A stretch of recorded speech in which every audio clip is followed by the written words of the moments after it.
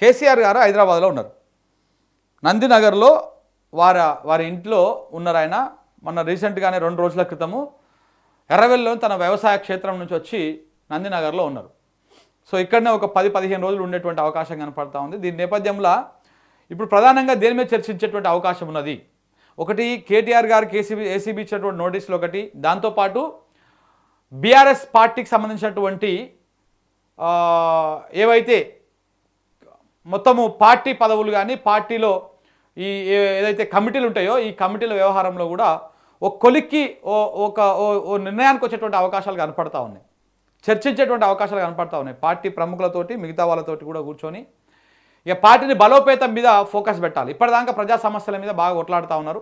దాదాపు 2 years నుంచి, అంటే గవర్నమెంట్ పోయిన కాడ నుంచి ఈ 2 years నుంచి పార్టీ బలోపేతం మీద ఏం ఫోకస్ చేయలే వీళ్ళు. ఇంకా కేవలం ప్రజా సమస్యలను బేస్ చేసుకొనే పోతా ఉన్నారు ముందుకి. బీఆర్ఎస్ పార్టీ నాయకులు కానీ, కేసీఆర్ గారు కానీ, కేటీఆర్ గారు కానీ, హరీష్ రావు గారు కానీ, మిగతా నాయకులు కానీ, ఎవరైనా కానీ అందరూ ప్రభుత్వాల పార్టీని బలోపేతం చేయడం పక్కన పెట్టేసి ప్రజా సమస్యల మీద మాత్రమే పోయారు. కానీ ఇప్పుడు పార్టీ బలోపేతం ఒకవైపు చూస్తూ మరొక వైపు ప్రజా సమస్యల మీద ఫోకస్ చేయాలనేటువంటి ప్రయత్నంలో భాగంగా ఆయన హైదరాబాద్లో ఉన్నట్టు తెలుస్తూ ఉన్నది. కొంతమంది పార్టీ ప్రముఖులతోటి, ముఖ్యులతోటి, ఎక్స్పర్ట్స్ తోటి కొంతమందితో కూర్చొని మాట్లాడి ఏ రకంగా కార్యకర్తలకి బూస్ట్ ఇవ్వాలి, పార్టీలో కమిటీలు వేయాలి, ఏ రకంగా ఎవరెవరికి ఎలాంటి ప్రాధాన్యత ఇవ్వాలి, ఏంటి జిల్లా స్థాయి నుంచి గ్రామ స్థాయి నుంచి జిల్లా స్థాయి రాష్ట్ర స్థాయి దాకా కూడా ఎవరెవరికి ఎలాంటి బాధ్యతలు ఇవ్వాలి, పార్టీని బలోపేతం చేసుకోవాలి, ఇంతకు మించినటువంటి తరుణం ఇంకొకటి లేదు అని చెప్పేసి ఒకటి ఆలోచన చేసినట్టుగా కనపడతా ఉంది. దాంతోపాటు ఇప్పుడు జూబ్లీహిల్స్కు ఉప ఎన్నికలు రాబోతూ ఉన్నాయి. సరే మిగతాయి కూడా రాబోతూ ఉన్నాయి. అంటే ఆ ఉప ఎన్నికల ఏదైతే పార్టీ మారినటువంటి ఎమ్మెల్యేలు ఉన్నారో వాళ్ళ విషయంలో సుప్రీంకోర్టులో కేసు తీర్పు రిజర్వ్ అయి ఉన్నది. అది రాస్తా ఉన్నారు తీర్పు. సో కాబట్టి ఈ నేపథ్యంలో మరి ఉప ఎన్నికలు జూబ్లీహిల్స్ ఒక్కదానికే వస్తాయా? ఎందుకంటే మననే రీసెంట్గా మాగంటి గోపీనాథ్ గారు అకాల మరణం చెందిరు. ఆయన ప్లేసు ఖాళీ అవుతుంది. 6 months లోపల ఉప ఎన్నికలు వస్తాయి. అక్కడ క్యాండిడేట్ ఎవరు అనే దాని మీద కూడా చర్చ జరిగేటువంటి అవకాశం ఉన్నది.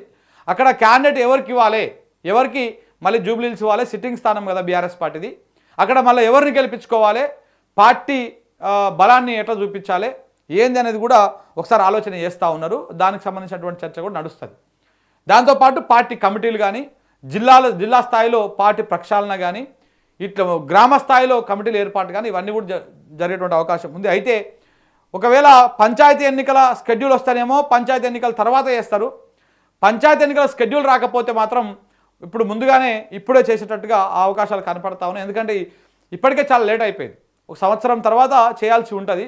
కానీ ఈ 1.5 కాలం, 2 సంవత్సరాల 8 నెలల కాలం, దాదాపు 2 సంవత్సరాల నుంచి ప్రజా సమస్యల మీద ఫైట్ చేసుకుంటూ వస్తూ ఉంది ప్రధాన ప్రతిపక్షం. సో ఇప్పటికీ మించిపోయినటువంటి అంశం లేదు. ఇంకా 3 సంవత్సరాల గడువు ఉన్నది. కాబట్టి ఈ 3 సంవత్సరాల గడువు లోపల ఇప్పుడు కనుక పార్టీని బలోపేతం చేసుకుంటే పార్టీ పరంగా బలంగా కావాలి. ఇప్పుడు తెలంగాణ సమాజం వెనకాల నిలబడతా ఉంది బీఆర్ఎస్ పార్టీకి. పార్టీలో ఉన్నా లేకపోయినా కొంతమంది కేసీఆర్ మీద అభిమానంతో లేకపోతే తెలంగాణ అనేటువంటి దాని మీద ప్రేమతోటో కొంత ఆయన వెనకాల నిలబడతా ఉన్నారు. కానీ పార్టీ బలం చేసుకుంటే పార్టీ జెండాతోటి నిలబడతారు. సో అది ఎప్పుడుకు చిరస్మరణీయంగా ఉంటుంది అన్నమాట. ఎప్పటికీ ఉంటుంది, అది శాశ్వతంగా ఉంటుంది అది. సో కాబట్టి మరి ఆ రకమైనటువంటి ప్రయత్నాలు కూడా చేస్తున్నట్టుగా కనబడతా ఉన్నది. ప్రధానంగా కేటీఆర్ గారు నోటీసులు ఒకటి, పార్టీకి సంబంధించినటువంటి ఒకటి, పంచాయతీ ఎన్నికలు, జూబ్లీహిల్స్కి సంబంధించినటువంటి ఈ 4-5 అంశాల మీద సుదీర్ఘంగా చర్చలు చేయడం కోసం ఆయన ఇక్కడ ఉంటున్నట్టుగా తెలుస్తూ ఉంది. చూడాలి ఏం జరుగుతుంది, ఏమవుతుంది. సో ఆయన అంటే ఇక్కడనే ఉంటారా? మళ్ళీ కొంతమంది ఏమంటున్నారంటే నెలలో చాలా రోజులు ఇక్కడ ఉండేటువంటి అవకాశం ఉంది. ఇక్కడ నుంచి ఆయననే అక్కడ నుంచి అంటే కేసీఆర్ గారి ఇంటి పక్కన కూడా ఒక చిన్న ఆఫీస్ కూడా తీసుకున్నారంట.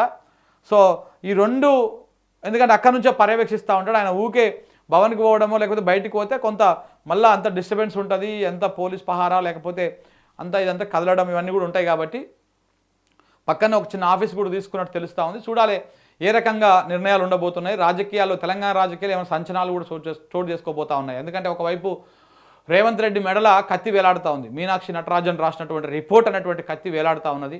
ఆయన తోకలు కత్తిరించడం కోసం రాహుల్ గాంధీ చూస్తూ ఉన్నాడు, సమయం కోసం వేచి చూస్తూ ఉన్నాడు. సో ఆయన దగ్గర ఉన్నటువంటి శాఖలు తీసేయడమా లేకపోతే ఏముండదు, ఎట్టటుంటుంది, ఇవన్నీ నేపథ్యంలో కేసీఆర్ హైదరాబాద్కు రావడము, మరి ఈ నెలలన వచ్చే నెలలన తీర్పు కూడా సుప్రీంకోర్టు తీర్పు కూడా వచ్చేటువంటి అవకాశం ఉంది. పార్టీ మారిన ఎమ్మెల్యేల వ్యవహారంలో ఏం జరగబోతుందని మాత్రం కాస్త ఆసక్తికరంగా అయితే మారింది మిత్రులారా.